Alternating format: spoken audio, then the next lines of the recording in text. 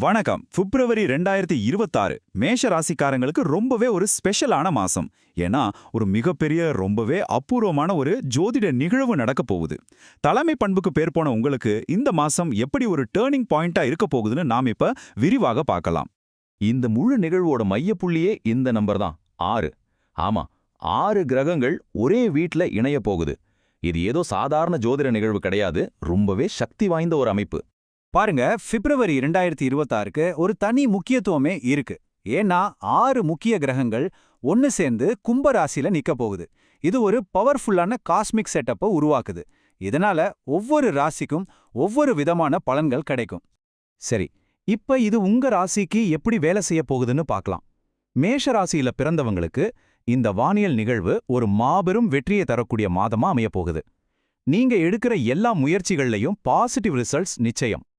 இந்த கிரக ஆற்றல் உங்க நிஜ வாழ்க்கையில எப்படியெல்லாம் வெளிப்பட போகுதுன்னு பாருங்க. இவ்ளோ நாளா நீங்க போராடிட்டு இருந்த விஷயங்களுக்கெல்லாம் ஒரு நல்ல தீர்வு கிடைக்க போகுது. அது சொத்து பிரச்சனையா இருக்கலாம், இல்ல வேலையில ஒரு பெரிய முன்னேற்றமா இருக்கலாம். சொல்லப்போனா இந்த அஸ்ட்ராலஜிக்கல் எனர்ஜி உங்களுக்கான வெற்றியா மாறப்போகுது. சரி, இவ்ளோ நல்ல விஷயங்கள் நடக்கும்னு சொல்றோம். இதுக்கு பின்னாடி இருக்கிற இன்ஜின் என்ன? இந்த அதிர்ஷ்டம் எங்க இருந்து வருது? வாங்க, இதுக்கு பின்னாடி இருக்கிற ஜோதிட சூஷ்மத்தை கொஞ்சம் ஆழமா பார்க்கலாம். இதுல ரொம்ப முக்கியமான விஷயம் என்னன்னா, இந்த 6 கிரகங்களும் ஒன்னா சேருது எங்க தெரியுமா? உங்களுடைய 11வது வீட்ல. அதாவது நம்ம ஜோதிடத்துல சொல்ற லாபஸ்தானம். பேர்லயே இருக்கு பாருங்க, லாபம். சோ உங்களுக்கு கிடைக்க போற நல்ல விஷயங்களை இது பல மடங்கு அதிகமாக்க போகுது. உங்க ராசி அதிபதியான செவ்வாயோட சேர்த்து மொத்தம் 6 பவர்ஃபுல்லான கிரகங்கள் இந்த லாபத்தை உங்களுக்கு கொடுக்கறதுக்காக ஒன்னா வேலை செய்ய போறாங்க. யோசிச்சு பாருங்க, ஒருத்தர் 2 பேர் இல்ல 6 பேர் சேர்ந்து உங்களுக்கு லாபத்தை கொடுக்க போறாங்க. இவ்வளவு பெரிய கிரகங்கள் ஒன்னா இருக்கும்போது இயல்பாவே ஒரு கேள்வி வரும். இந்த கூட்டணிக்கு யார் தலைவர்? யார் சொல்றத மத்தவங்க கேட்பாங்க? கண்ட்ரோல் யார்கிட்ட இருக்கு?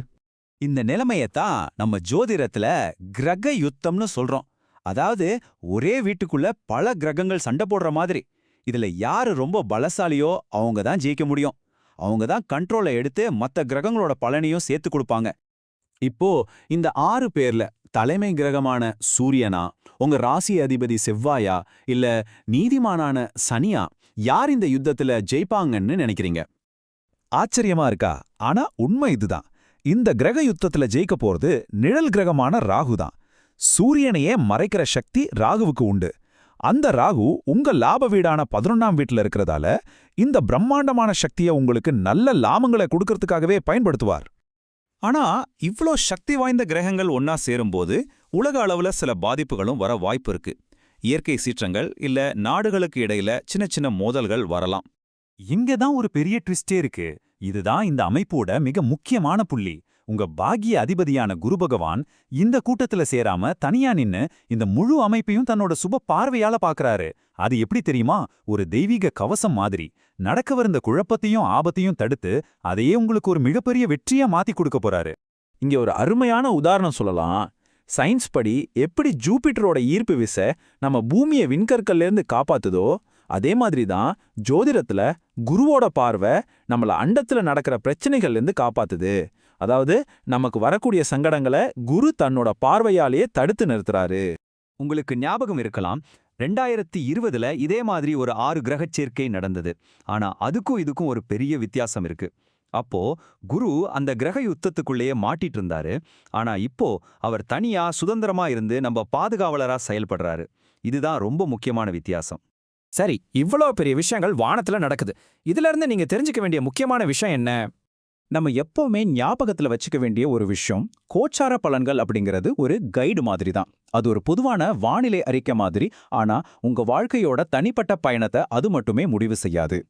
கடைசியா உங்களுடைய ஜனன ஜாதகம், அதாவது உங்களுடைய பிறப்பு ஜாதகம் தான் ஃபைனல் அத்தாரிட்டி. இந்த கிரக ஆற்றல்கள் உங்களுக்கு எந்த அளவுக்கு எப்படி வேலை செய்யும் சொல்றது உங்க சுய ஜாதகம் தான். இந்த மாதம் உங்களுக்கு ஒரு மிகப்பெரிய வாய்ப்பை கொடுக்குது. கிரகங்கள் எல்லாம் உங்களுக்கு சாதகமா இருக்கு. இந்த அபூர்வமான பாசிட்டிவ் எனர்ஜியை பயன்படுத்தி உங்களுடைய நீண்ட நாள் கனவுகளை எல்லாம் நிஜமாக்க நீங்க தயாரா? இது மாதிரி இன்னும் நிறைய ஆழமான ஜோதிட விளக்கங்களை தெரிஞ்சுக்க மறக்காம ஆஸ்ட்ரோ வாய்ஸ் தமிழுக்கு சப்ஸ்கிரைப் பண்ணுங்க. இந்த விளக்கத்தை பார்த்ததற்கு மிக்க நன்றி. மீண்டும் சந்திப்போம்.